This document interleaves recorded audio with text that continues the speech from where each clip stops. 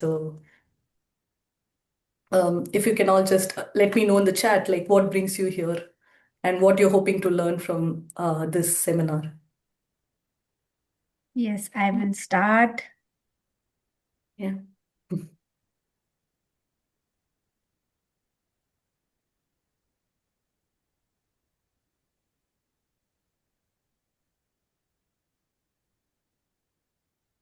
Okay.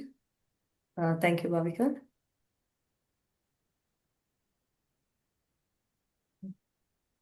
Okay. Yes, Yeah. keep it coming. I have my chat box open on the side, Mm. so as and when you start typing, I'll keep it in mind. So I will be giving you like a gist of what social media marketing is and like what are the different channels we can go about, and I'll also give you some examples in the end. Just a couple of ground rules to set the context so that I don't take up a lot of your time. If you guys have any questions in like throughout the seminar, you can maybe just open your notes app, or maybe like take a pen and paper and just write it down, because we will have a Q&A session in the end.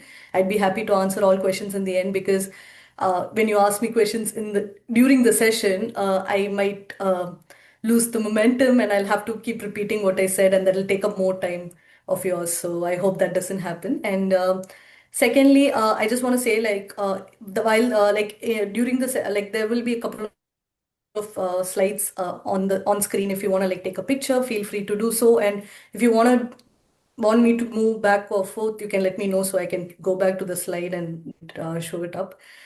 And yeah, so I will be sharing a little bit about my experience as well during the course of the seminar. So I hope I'll be happy to take any questions at the end. We will have a Q&A session. Yeah, I'll just share my screen meanwhile. Just let me know if you can see my screen so I can get started. Is my screen visible? Can you all see my screen? Yes, Yeah? you can see. Oh, Yes. I'll just minimize this. Okay, just yeah. Uh, so today's session will be about a little bit about what social media marketing is and how you can ace your social media game for the upcoming year. So I'll just go through the agenda real quick. So we'll be talking about what social media marketing is and choosing the right platform for your niche, because we have different social media platforms, and we it's I mean we start out as solopreneurs, or when we're doing it all on our own, it's really hard to be active on all channels, even though ideally we would want to be. But we will talk about that as well, and we will cover a little bit about how you can optimize your social media platforms for better reach, better views, and we will cover a little bit about the content strategy that you can maybe probably just have like just a basic content strategy idea.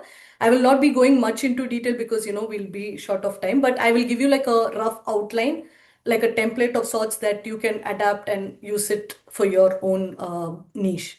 And lastly, we'll be talking a little bit about how you can use AI to fast track the game, because now we have a lot of AI tools in place, and you can really leverage these tools to get a better uh, experience. I mean, you can leverage social media, but at the same time, you can also like use a lot more, use it to a lot more of its potential. So yeah, and finally, we will have the Q&A session where we will discuss all the questions that you have in mind. So yeah.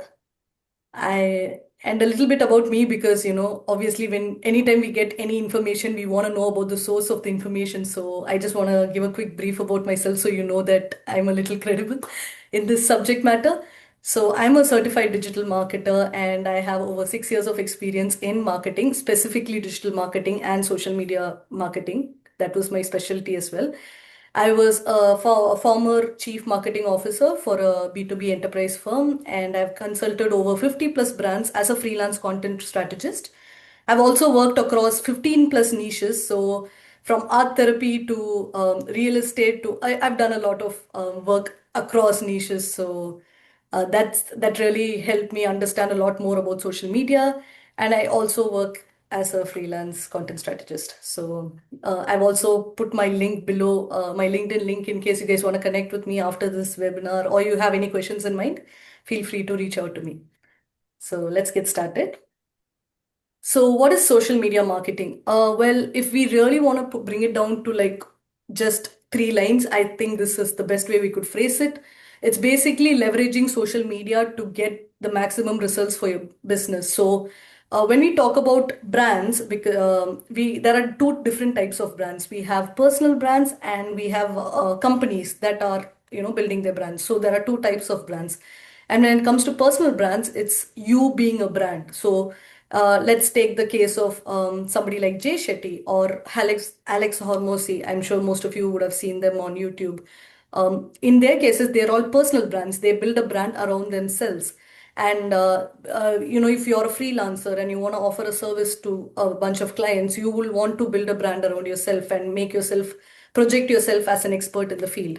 So that is what personal branding is all about. And when it comes to companies building a brand, we can talk about brands like Innocent Drinks, or we can talk about brands like H&M, or local native Swedish brands that we all know about. We've also come across IKEA, and yeah. So basically, those are like the two different categories of brands I would put it.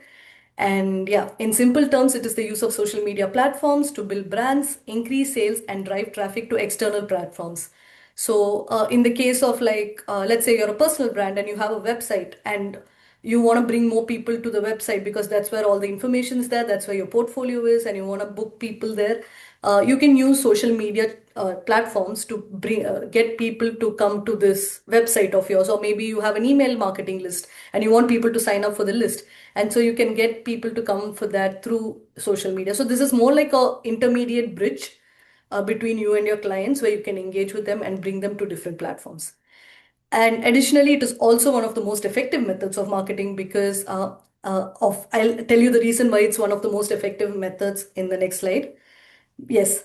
So the reason why social media marketing is so popular right now is because of the number of users it has and the number of, I mean, the average daily usage, as you can see. So there's like approximately on average, a person is spending almost 2.5 hours to 3 hours on social media. And this is across platforms, right? So this is not just like Instagram in particular or Facebook. We're talking across all channels.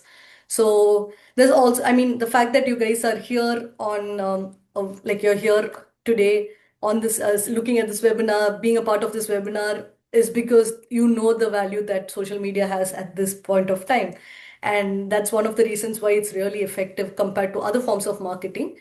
And yes, it is also known to have increased customer loyalty because unlike other forms of marketing, like in terms of TV advertisements or radio advertisements or billboards, you find there's more engagement with your customer on social media platforms. So you're engaging with them directly and you're talking to them directly. There's a lot more communication that's happening. Which results in like an increased like a bonding experience, there's a relationship there, and this results in increased conversion rates. And it's also easier to track market trends because all your competitors are on social media. So you know what they're doing, you know what kind of posts they're putting out, what kind of content they're promoting.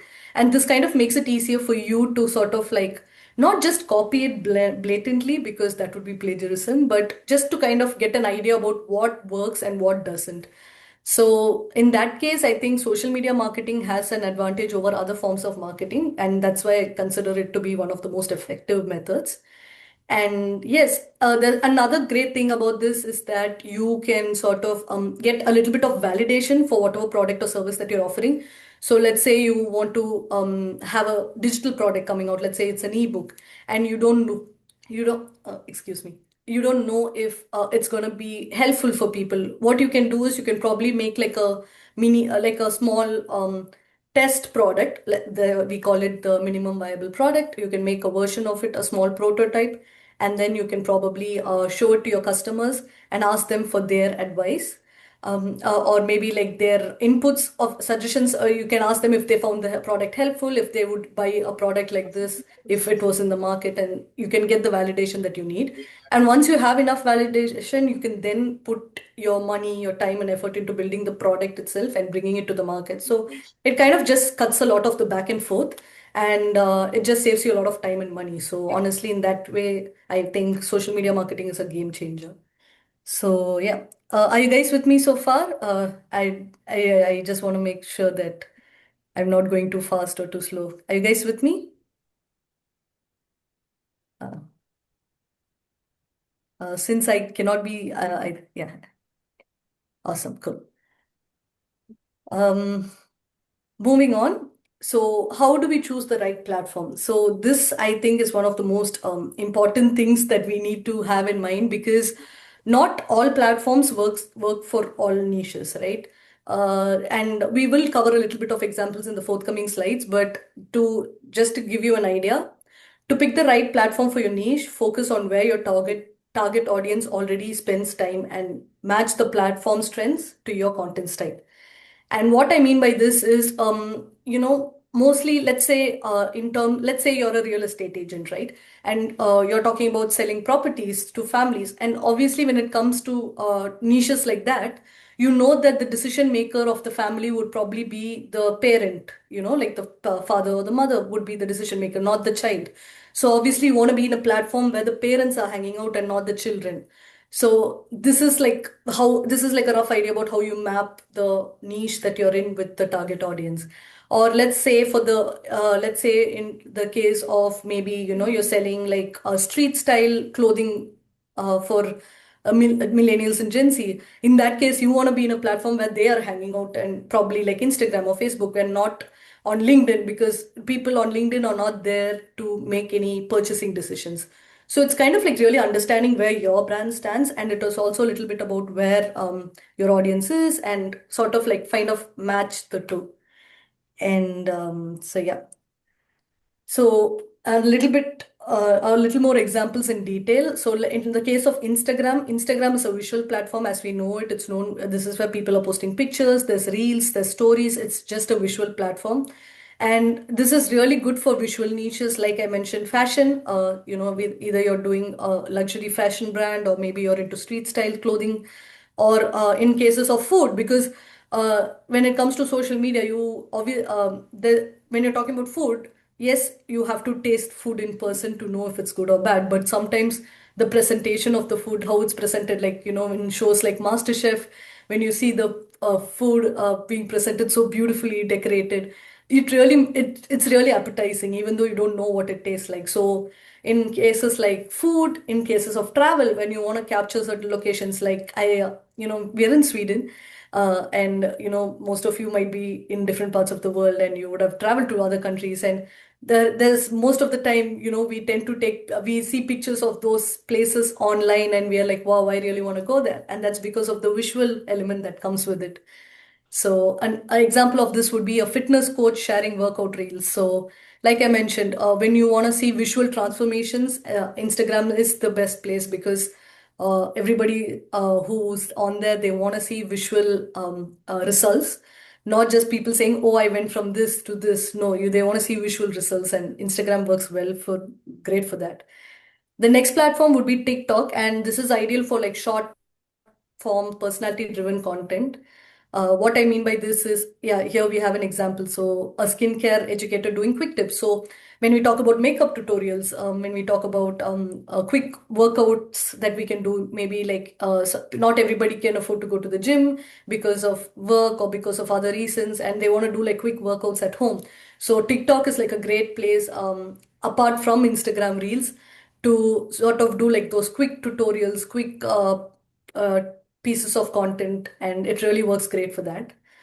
Next, we come to YouTube, and YouTube is really perfect for long form tutorials. So you want to like, let's say, so a webinar like this, right, where I'm talking about social media, I cannot cover all of this in a reel or a TikTok video, right? Obviously, I want to cover deep. I'm going deep into the subject, and it'll take me a lot of time to explain everything in detail. And for somebody like me who wants to put out content of this genre, I think YouTube would be like the best platform.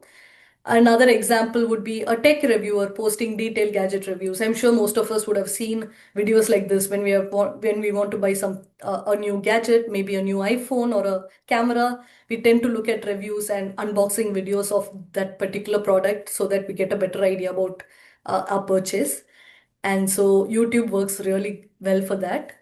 Next, we have LinkedIn, and LinkedIn is like we know it. It's a professional platform. We don't see much of like we don't see content that we see on Instagram on LinkedIn, and it is suited for B2B professional services and thought leadership. So maybe if you're like I mentioned earlier, if you're a freelancer and you're looking to get clients, LinkedIn is your best bet. Like you can there's a lot that you can do with LinkedIn. Even if you don't have the premium version, you can still do a lot with LinkedIn in terms of like posting content about your expertise or maybe a learning experience that you had. Maybe you attended a workshop and you can talk about that. And people on LinkedIn come with the mindset of learning something new. So they are not there just for fun. They're not just logging into LinkedIn every morning and like, oh, I want to see something fun. No, they're very serious. Anybody who's opening LinkedIn is very serious about what they want to see. So if you're in a domain like that, for example, a marketing consultant sharing case studies. So if you're in a domain that's more on the professional side, that's more on the B2B side, then I would highly urge you to focus on LinkedIn because it can be a true game changer.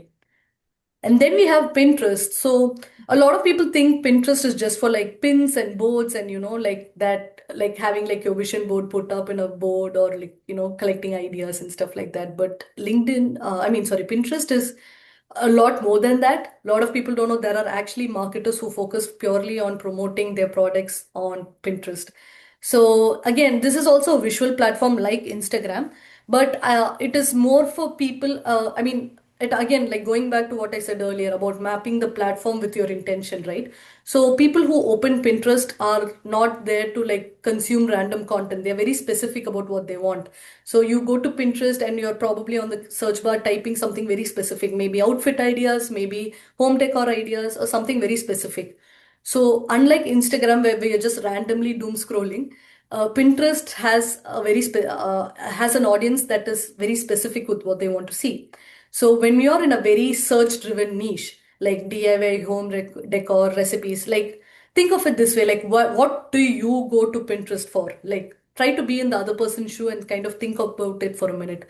So let's say you go to Pinterest to maybe like get some outfit inspiration. So maybe you're going to Pinterest to get some decoration inspiration. So think about that, and then as a marketer, try to match that. So when you're in a niche like you're in an evergreen niche and you want to like promote something very visual on line and like you're just trying to like find the right place, I think Pinterest would be a great option if you're looking to post like very specific people that are coming in with very specific search intentions will really benefit from your content if you're very precise and you have the aesthetic set in place, you have the pictures set in place. Pinterest is going to do wonders for you. So is everybody with me so far? Can I proceed ahead or cool? Everybody's cool? Yeah? Yeah. Okay. Awesome. Cool. I'm sorry, I have to keep bringing the panel up. Yeah. So moving on to the next, here's a quick graph that chart that I pulled up from the internet to sort of be, it's basically like a crisp version of what I covered so far. So you can probably take a picture of it if you want, or maybe a screenshot, so that you can probably have a look at it later when you're practicing it in real time.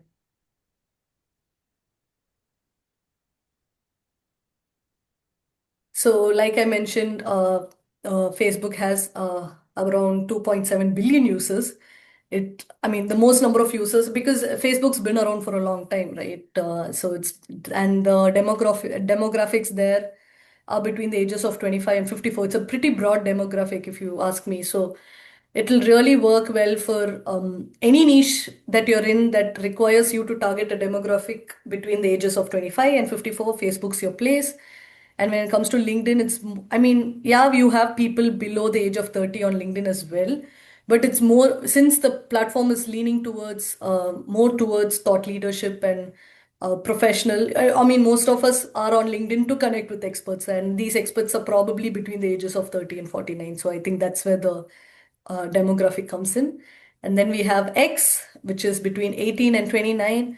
Of course, with X, another thing is it is also based a little bit to do with location, because I know there are some countries where X isn't that popular. Example, India. Uh, it is popular, but not as popular as Instagram. So when I talk about demographics, I'm not talking only about the age, but it's also about the geographical location and the people group that you're targeting. So maybe if let's say you're probably in tourism and there's a specific country that you're doing packages for, then you can probably get a little bit of a context about what is popular in that particular country and do a little bit of research and maybe lean with that platform as well. And then we have Instagram, and I think this information's a little outdated because I think now Instagram has a lot more than 200 million users. But yeah, this is just a graph that I pulled up. So moving on. Yeah, now to the most important part of this presentation, I would say, because everything that I said so far wouldn't work if your profile isn't optimized. So you can have great content, you can be a big expert in your field, but it wouldn't matter if your profile is not visible to people on the platform, right? So we're going to talk about optimizing your profile for maximum results. And there are five key components when it comes to having a good profile. Of course, I will show you some examples in the few next slides, but yeah, the first thing is to have a very good profile picture. So what I mean by good profile picture is basically it should be a very clear shot of your face. It shouldn't be too zoomed out where you can see like it's from head to torso, but it shouldn't be too zoomed in where it's only your face. So it should be the perfect capture. I'll show you some examples in the next slide. And if this is, I mean, and what I'm saying is for a personal brand, but if you're maybe planning to start a company and you want to do social media marketing for a company, then I would suggest have the company's logo as your profile picture and try to be sort of consistent. So there will be times when you'll have to be active in more than one social media platform. Maybe some of you are active on Instagram and LinkedIn. So in that case, it would really help if you have like a not the same, but try to make it the same picture. But if not, you can at least have similar pictures so that when somebody just sees that icon, because when they're scrolling through the feed and they just see that circle of that profile picture icon, and they can immediately just be like, oh, this is this person, because their brain is already associated seeing this picture across platforms. So yeah, it should sort of reflect your personality and try to avoid blurry, dark pictures. It should, and overly filtered. So what I mean is, nowadays you have a lot of these trends on Instagram where people try to cartoonize your images, or they're trying to do like these fancy filters and everything, right? Don't, if you want to be taken seriously, I would suggest you to avoid pictures like that. You can have some level of filtration in terms of brightness and like making your picture look good, but not like filters like the ones you find on Snapchat. So yeah.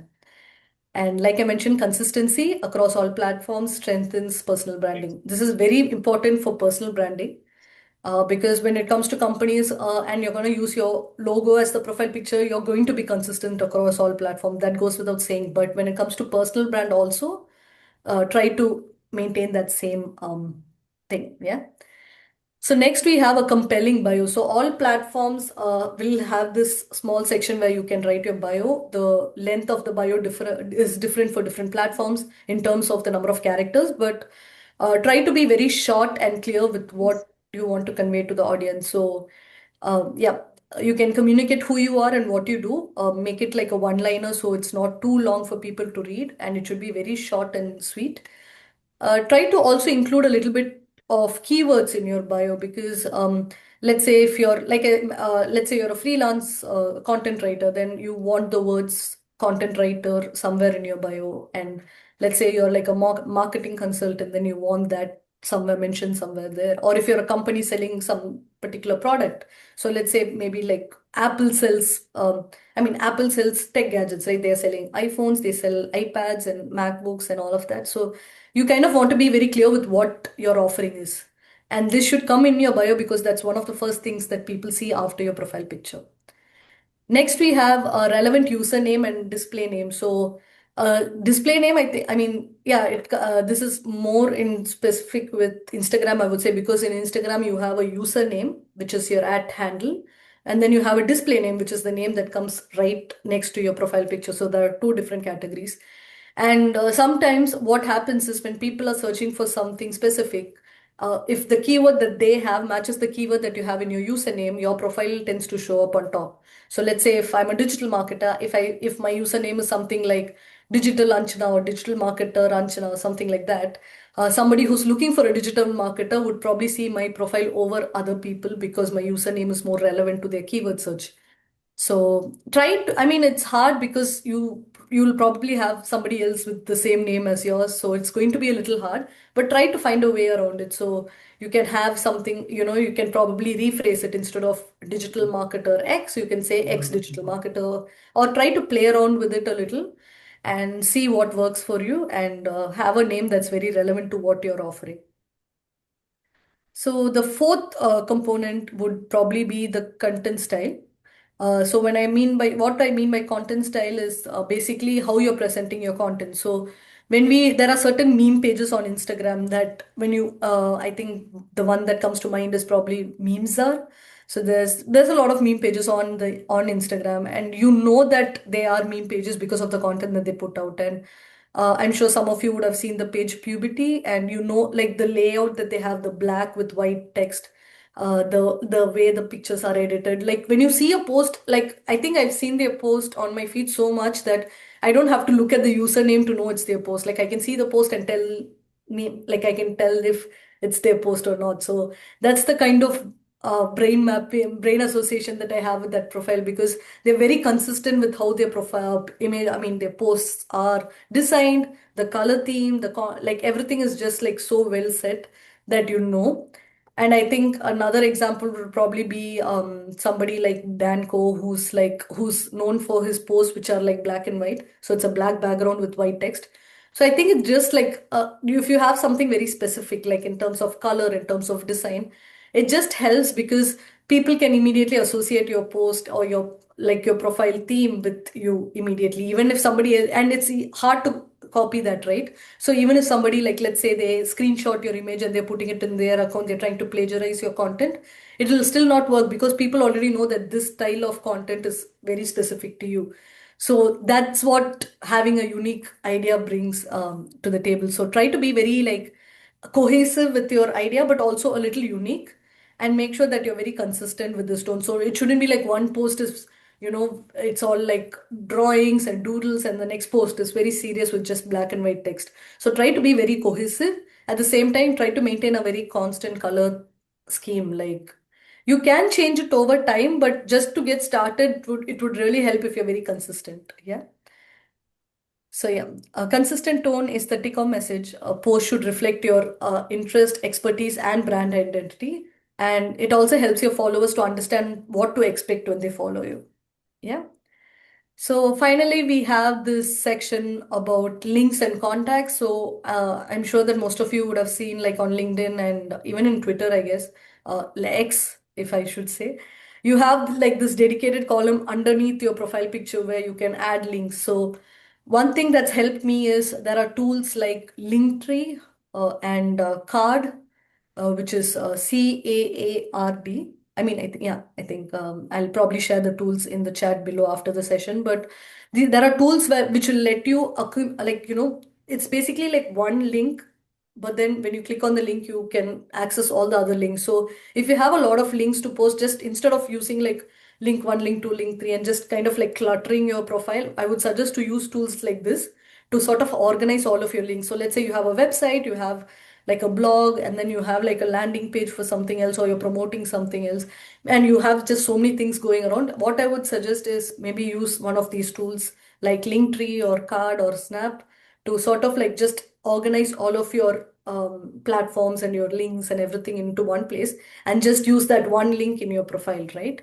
That helps because people can just see anything and everything about, I mean, everything that you're offering in just that one place, and it just reduces a lot of the chaos. So, yeah, a couple of contact information that you can add is probably a link to your website, a portfolio, or a Linktree style. Like I mentioned, Linktree is a tool that I think it's link.tree. I'll share it in the chat later. And you can also maybe share your contact method. So if you have like an email ID or like a phone number, or maybe you want people to contact you in a very particular channel, you can mention that channel there. And yeah, helps people connect and learn more about you. So in case somebody has like a very specific question, they can reach out to you. You can probably mention like, send me an email at this email address, or just DM me on Instagram, and people can reach out to you there and ask you any questions that they might have. So this is basically like the main key components of having a good profile. So feel free to take a screenshot of this so that you can refer to it later. And I will also share some links in the chat where especially about the tools that I talk about in the seminar. Right? So can we move ahead? Just yeah. Yeah. Cool. Yeah. So moving on. So here are some examples. So like I mentioned, I said I'll show you some examples. So if this is the first person that we have here is Justin Welsh. He's known as like the 10 million solopreneur. I'm not sure if you've seen him. I mean, he's pretty active on all social media platforms, LinkedIn, Instagram, X. So this is, I've taken three different screenshots from three different platforms. So just to give you an idea. So this is from X. As you can see, this is the layout on X. You have the username, and I mean, you have the name and then display name and then the username. So this is the difference that I was talking about earlier. So the first Justin Welsh that you see, this is the display name, the one in bold, and then the one below that is your username. So these two are different, and it would really help if you're very consistent with your names across all channels.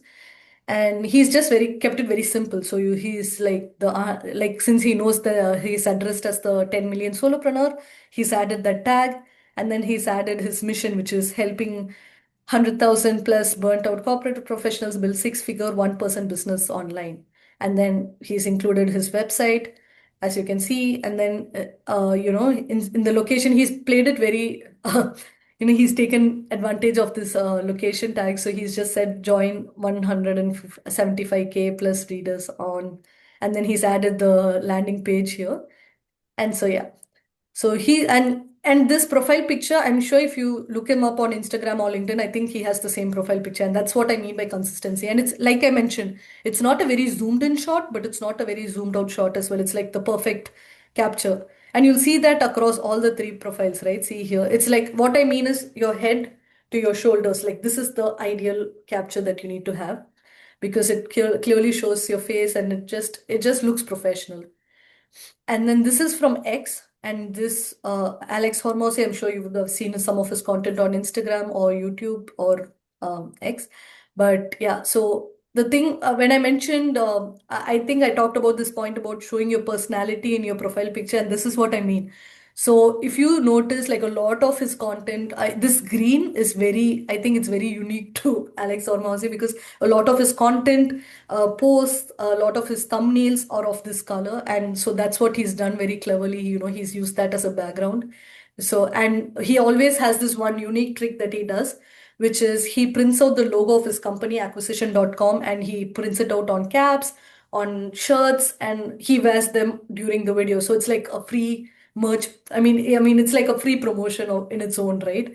So even here you can see he's wearing a cap with the logo of his company, which is acquisition.com. And that's something that he does. I've not seen anybody else do it. And I think it's very clever. And here you see he's made use of the profession. So when we talk specifically about Instagram, there are three types of accounts. So we have the private account, which we usually have, and then we have a public profile, which is one is a professional account, which works best for companies, and then we have a creator profile, which works best for personal brands.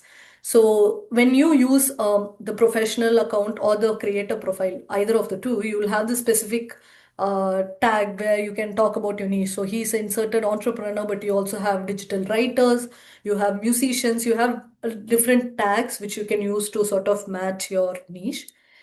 And like so here you can see he's mentioned founder of acquisition.com, co-founder of School, and then I talk about scaling business. He's just kept it clear. So he's like, I talk about scaling businesses. It's just one line, but he's very clear with what he's offering. And then the last line, he's just used it to promote his new book, which has come out, and he's entered the link. I mean, he's added the link here. And the recent update that Instagram has now is this broadcast channel where you can create your own broadcast channels, which I'll talk about later. Where you can get, yeah, so he's added his broadcast channel here, so people can, when they come across his profile, they can immediately click on this and join the channel. And this another thing which is very specific to Instagram is this highlight feature. Again, this is something I would suggest you to make use of, because again, this is where you can talk a little more about what you do and who you are, because this place isn't enough. Your bio is very restrictive in terms of how many words you can use and character limit. So you can use the highlights feature to talk about, maybe you can have like an about me highlight where you talk about who you are, and then a portfolio highlight where you talk about the work you've done. So he has like highlight for YouTube, and then his tweets, and then his podcasts, and $100 million leads, which is his book, and then $100 million offers, which is another, which is his book again, another book. So yeah, I would really urge you to make use of the highlight feature because it really helps a lot. And it all again, like everything that you can't cover in your bio, you can make use of it. Make use of highlights to cover that. And yeah, so this is from X, this is from Instagram, and this is from LinkedIn. So Shreya Patar is a writer on LinkedIn, and she has the tag the LinkedIn girl. So she's cleverly made a background banner for that, and then she's just gotten very creative with it. So I think the highlight feature on Instagram is the equivalent to the banner feature that you have on X and LinkedIn. So that's the correlation that I would probably say. And as you can see, she's also very clear with what she's offering. So she says, I make founders must follow on LinkedIn. So her personal branding service is specific to LinkedIn, and she's made that very clear in her bio.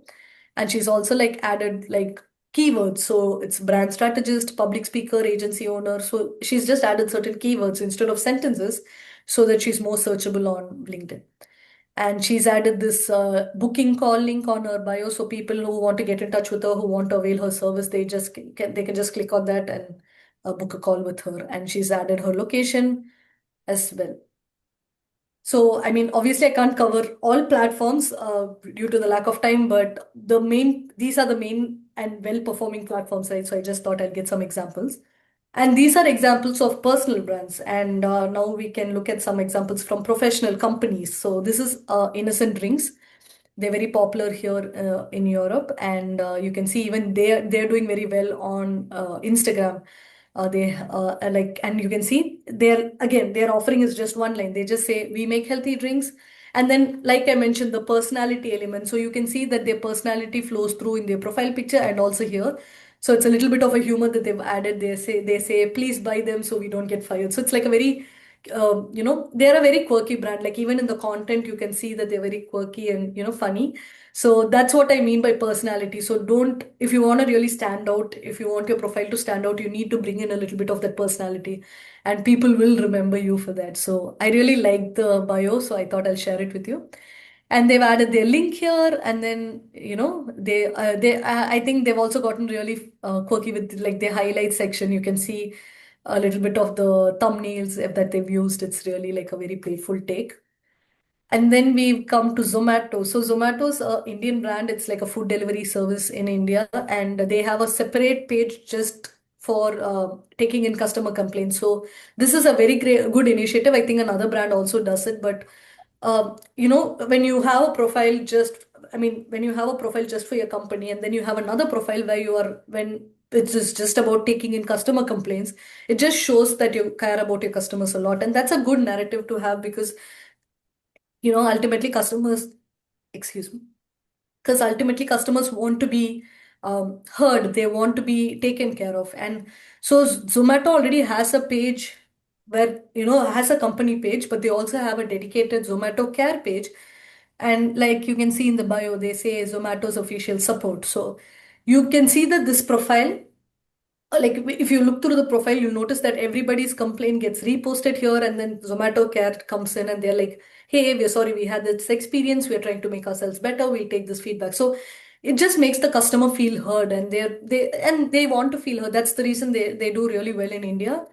And this is another, idea that you can probably have in mind in case you're doing like social media marketing for a company is to have a dedicated channel for taking in customer feedback and complaints. So yeah, Yeah, for yes, now it's going very nice, yeah, Anjana. yeah, But yes, I want to remind you that we have to keep time for Q&A sections also. yes. And yes, and hope you will Yeah, complete yeah, those yeah. points. Yeah. It'll only be 5 more minutes Mm. because I'm already Yes, in the yes, final yes, slides. yes. Yeah, yeah. So yeah. So talking about content strategy, again, you can take a picture of this slide.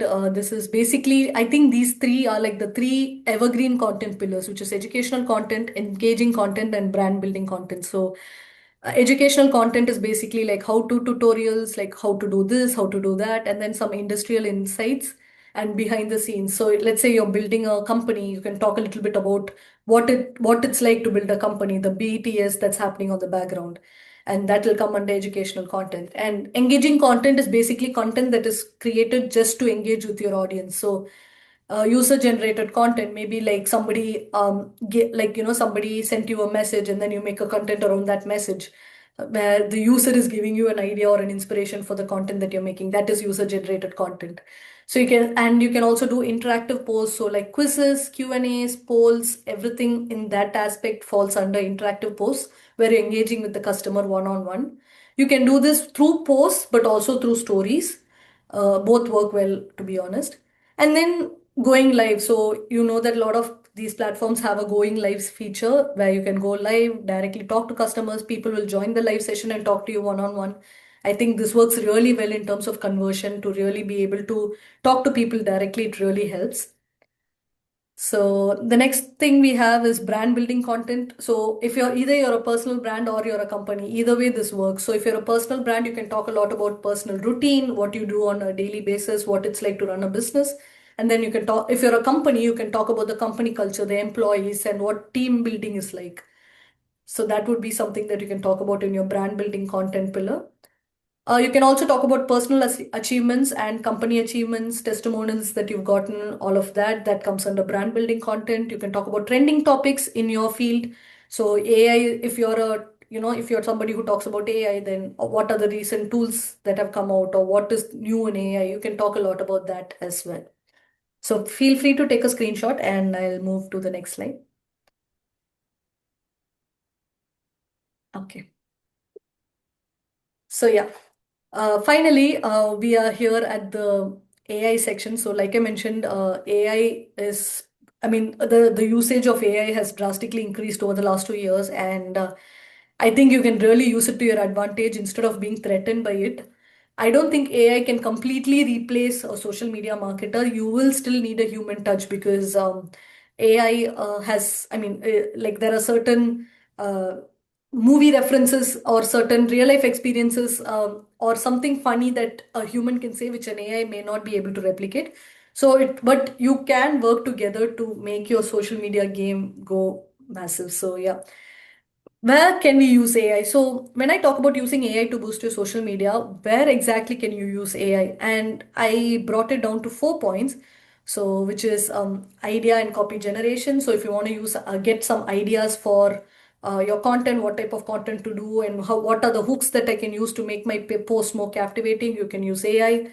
So, I've also added some example tools. So, copy.ai is a tool that exclusively helps people write copy, and then you can use Claude, which works really well. ChatGPT is always useful, but when we are talking specifically about about idea and copy generation, I think Claude does a very good job.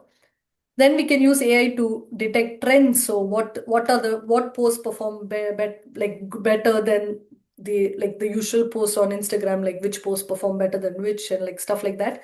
You can definitely use AI to find like these trends to analyze what kind of posts you should be putting up in the future. Then, in terms of automation and scheduling, so there are tools like Buffer, there's tools like Sprout Social that kind of like helps you connect multiple channels into one platform. So, let's say you have an account on LinkedIn, Instagram, and X, and you're having a hard time posting on each of these individually. Then you can make use of tools like Buffer to sort of integrate all of these tools into one dashboard. So when you click publish on that one dashboard, it just the same post goes out in multiple channels. So you can, it's just easier to stay organized when you make use of AI tools like this. And you also have like the Meta Creator Suite, which is a tool by Meta itself to help you with your Instagram posting and Facebook posting and stuff like that. So I think you can they definitely make use of these tools. And finally, we have visuals generation. So let's say you are doing a carousel post on Instagram or on LinkedIn, and you want to add a little bit of visuals in your post because it's all text heavy. Then you can definitely use tools like Nano Banana or like ChatGPT to sort of like generate some visuals that will go very well with the content that you're putting out. So I think these are like the places where AI can totally up your game. And yeah, a little bit of tips to plan for the next year ahead.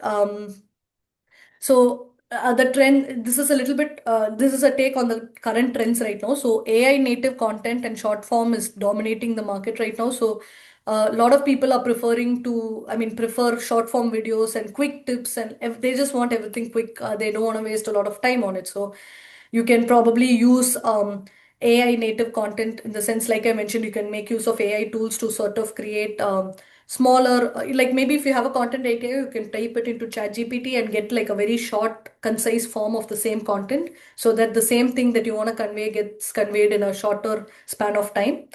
And you can probably focus on that. Next, authenticity and community. Like I mentioned, you have the broadcast channels feature in Instagram now, so you can definitely make use of it and talk to your customers one on one. And I think when you engage with them more personally, that is going to perform better than just posting, generic advice on Instagram or LinkedIn or Facebook. So you can also make use of UGC content, like I mentioned, that really helps you engage with your customers. You can also make use of like Discord, Telegram, and IG channels, which is like I mentioned, which is like a community space that you can make use of where people can come and post their questions, you can answer. There's a lot more engagement happening there. So you can definitely try to build a community of some sort.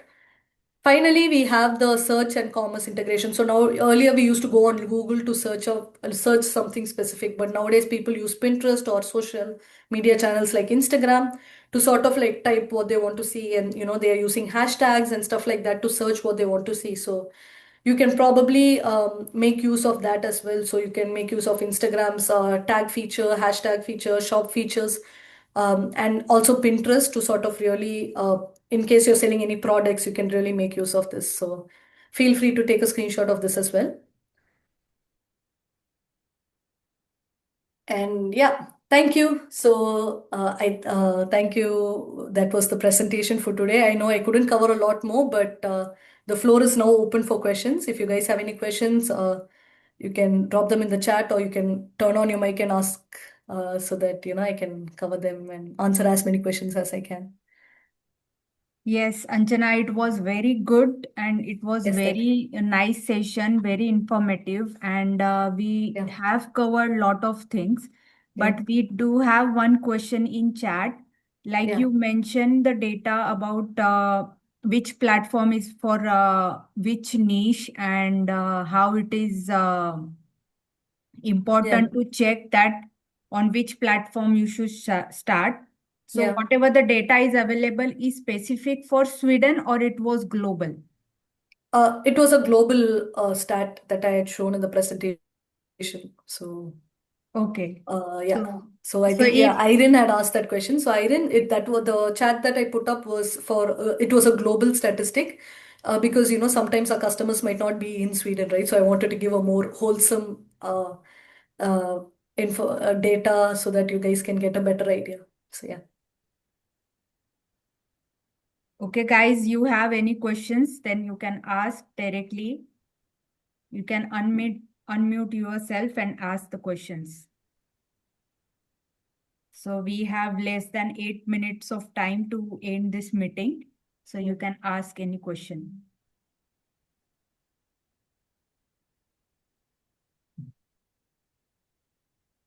So the regarding the personal branding, like personal branding and the visual identity. So Yeah. how can I decide that what branding should I have, and what color should I use, and or it's depends on business, or it depends on personality, or how I can decide that which color Um, is reflect to my business or myself. So, that's actually a very good question, Bhavika. So there is something called the color psychology chart.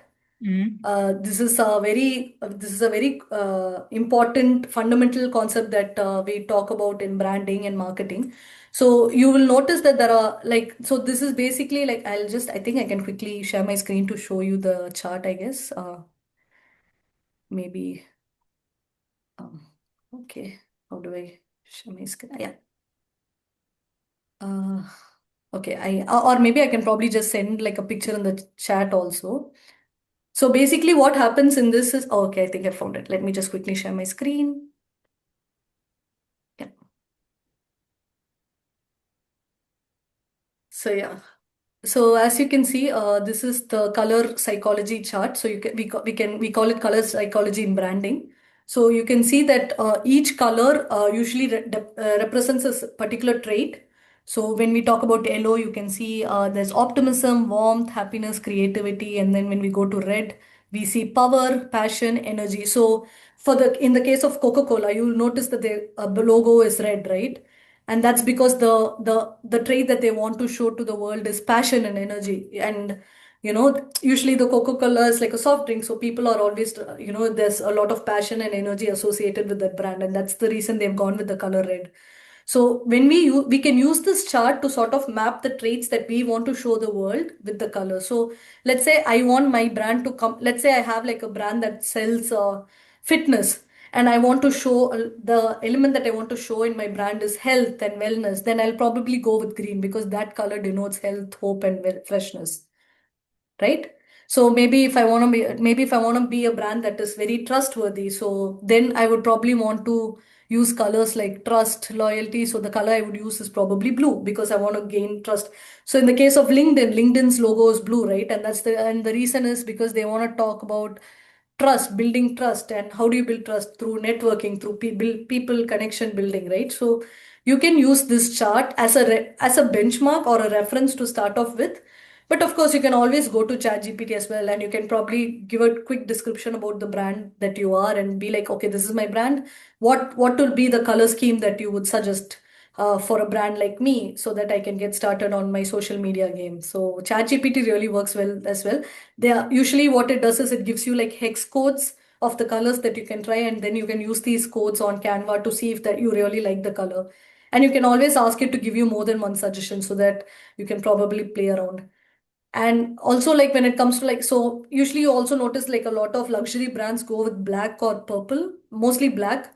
And the reason for that is sophistication and power and elegance. So you'll see that that is associated with black. And that's why a lot of the companies like Apple or, like luxury brands, fashion brands, they go with the black logo. So your content editing, content theme can also be based on these colors. So if you can edit in a certain style, you can probably make use of these colors. And this is from a very visual point of view that I'm saying. So I hope that yes. answered the question. Yes, and also there is one more option, like Stockholm Design Studio, always Yeah, there to help if someone wants to build their branding. yeah, We help them to decide that what color will suit them, and again how to maintain a consistency all over the platform. So Stockholm Design Studio is always there if somebody wants to build the branding. Uh, yeah, that is the nice one. Yes, we have now 2 minutes left. So somebody have some questions, so they can ask quickly, or otherwise we can wrap up. And yeah. yes, anybody has question? I'll just quickly share the tools in the chat that I was talking about in the session. So I didn't talk about ManyChat, but I'm still adding it here because it's a very great tool that you should check out. Mm. Um, It's like for automation kind of tool. yes, yeah. Yes. So, like a lot of you would have seen reels where people are like, comment this word below, and I will send you this link or this product. And you Mm. see all that happening. Not nobody's doing it manually, so all of that is automated. And the tool that they use, most of them they use ManyChat, so that's a great tool. So if you use ManyChat, you can automate all of that. So, uh, Yes. Bhavika, I think Yes. Mona's asking a question. Yes, Mona, we are recording the session and we will soon upload it to YouTube. So if anybody wants to see it again, they can access from YouTube, and we will share the YouTube link on email. Um, so yes, stay tuned. And if you don't in our email list, so please sign up for our email list newsletter. So we are keep updating with the new events coming, and probably next session we are uh, holding for the Canva design, that how you can use Canva to design graphics for your social media. So we are deciding to do the event regarding the Canva. So stay updated with us. Follow us on LinkedIn, Instagram, and TikToks. Yeah, we are everywhere. So do follow us. So that is for today, Anchana. Thank you Yeah, so much for hosting such a wonderful event about social media marketing. thank you. And we hoping that you stay connected with us and give us more and more such kind of events. And we will ask our audience also that what kind of event they are want regarding social media marketing or regarding digital marketing. So we will plan according to that. Sure. Yeah. Yeah, and thank you so much everyone for coming and taking time to attend this event. Yes, we will stay connected and we'll see you soon again. Yeah. Yes. Yes. Thank you so much. Bye bye. Yeah. Yes. Thank you. Bye bye, Thank you all. everyone. You are a great audience, and thank you, Bhavika, for this Yes. opportunity. Hope to see you also. Yes. Yeah. Bye, everyone. Have Bye. a nice day. Bye. Bye bye. Have a nice